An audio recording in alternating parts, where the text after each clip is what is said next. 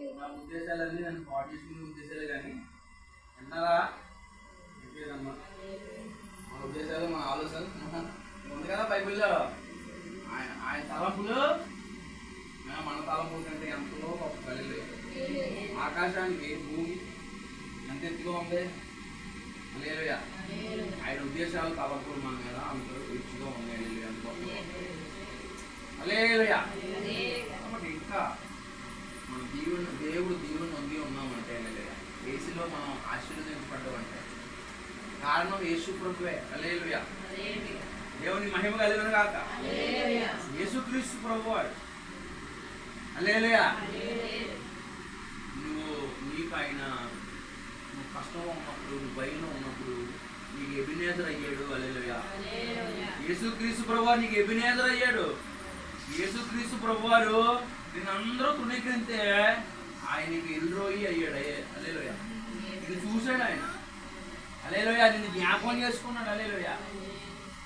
నేనైతే మాత్రం ఈ మాటకైతే అసలు ఏ మాటకి రాజీవాన్ని ఈ మాట రాదు. నిజంగా రోగిస్తుంది. యెహోవా రాఫాయి తొక్కవచ్చాడు. హల్లెలూయా. మన రోగాన్ని ఆయన తాకినండి. రోగం హల్లెలూయా. ఎప్పుడో 2000 సంవత్సరాల క్రితం అద్భుతాలు జరగడం కాదు. మన జీవితాల్లో మనం రోగంతో పడి ఉండగా ఆయన మాటతో తాగాడు. చాలా మంది అంటారు, ఏదో పాత సినిమా డైలాగ్ కూడా చెప్తుంటారు. ఏమంటారు అంటే అర్థం పగిలితే అని అతుక్కుంటారంట, కానీ మనసు విరిగిపోతే అతుక్కోదంటారు. ఎందుకు అతుక్కోదు? అదే అర్థం పగిలిపోతే వాళ్ళు మళ్ళీ కరిగించి అందులేస్తారు. సైకిల్ రిపేర్ జాగా తీసుకెళ్తాం. హల్లెలూయా. అలాగే ఈ మనసుని కూడా బాగు చేసి దేవుడు ఉన్నాడు. అంతా అయిపోయింది, నన్ను అందరూ మోసం చేశారు, నన్ను అందరూ వదిలేశారు, నాకు అందరూ మోసం చేసేసారు అని అనుకుంటాం. హల్లెలూయా. కానీ ఏసైతే వస్తే ఏం చేస్తారు? ఏసయ్యా చక్కగా ఆయన కమమైన పాత్రగా చేసుకుంటాడు. హల్లెలూయా.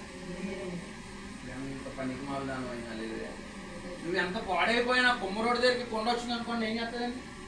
ఇరిపోయిన ముక్కలు వచ్చేసి అనుకోండి, దాన్ని మళ్ళీ కొమ్మరోడ్డు ఏం చేస్తాడు? మళ్ళీ మెత్తన మెత్త చేసి దాన్ని మళ్ళీ కొండగా చేయగలదు ఆయన. నీకు నువ్వే చేసుకోకు, నా జీవితం అయిపోయింది, ఇక నేను మారను, నా బతుకింతే అని అనుకో. ఎందుకు అనుకోవాలి? హల్లెలూయా.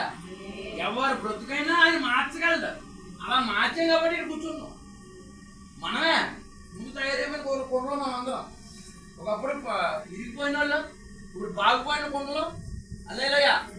మనం చూపించి ఇంకా చాలా మంది బాగుపడచ్చు. ఎందుకంటే కొండే సాక్ష్యం, నేనే సాక్ష్యం. మీరు కూడా పగిలిపోయిన కొండలే, యేసయ్య చేత బాగుపడిన కొండలు కాబట్టి ఇప్పుడు మీరే. హల్లెలూయా. ఒకప్పుడు మనం ఇలాగే ఉన్నామా? హల్లెలూయా. ఆ కొండ ఎంత బాధతో ఉండేదో. హల్లెలూయా. ఎన్ని కన్నీళ్లతో ఉండేదో ఆ కొండ. హల్లెలూయా. హల్లెలూయా. ఓటి కొండ, నీళ్ళు ఎప్పుడు కాలిపోతూ ఉంది. హల్లెలూయా. కానీ యేసయ్య దాన్ని వాడుకునే కొండగా చేసాడు. హల్లెలూయా. నిండు కొండగా చేయడు. హల్లెలూయా. అవునా కాదా? హల్లెలూయా. ఇప్పుడు ఈ కొండలన్నీ తోటి కలిపి యేసయ్యను ఆరాధించాలి. హల్లెలూయా. భయాల్లో, ఆపదల్లో, అనారోగ్యాల్లో. హల్లెలూయా. మనకి యేసుక్రీస్తు ప్రభువు ఏం చేశాడంటే తోడే ఉన్నాడు. ఎంత కష్టం వచ్చినా యేసయ్య మోసాడు. ఎన్ని అవసరాలు వచ్చినా యేసయ్య తీర్చాడు. హల్లెలూయా. ఎంత రోగం వచ్చినా ఆయన స్వస్థపరిచాడు. ఎన్ని అవమానాలు వచ్చినా యేసయ్య మనల్ని నిలబెట్టాడు. కాబట్టి హృదయపూర్వకంగా వచ్చి యేసయ్య కంటే ఈ లోకంలో పూజారుడు, గనుడు ఎవరో లేరు. కాబట్టి ఆయన మన స్తుతులకు ఆయన అర్హుడు. కాబట్టి హల్లెలూయా. ఆయనే కనికరించకపోతే మనం ఎందుకు పని చేస్తాం? యేసయ్య చూడకపోతే నువ్వు ఎందుకు పని చేస్తావు? ఆ రోగంతో పోతున్నాము, ఆ రోగంతో నశించిపోతున్నాము.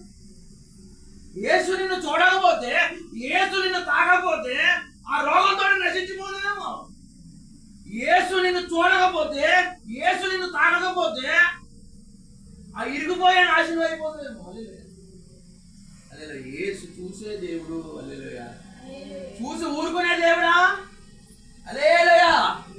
దాటిపోయే దేవుడు కాదు. యేసు ప్రభు. యేసుక్రీస్తు ప్రభు వారు జాలి చూపించే దేవుడు. నేనైతే ఆయన పరిశుద్ధాలయం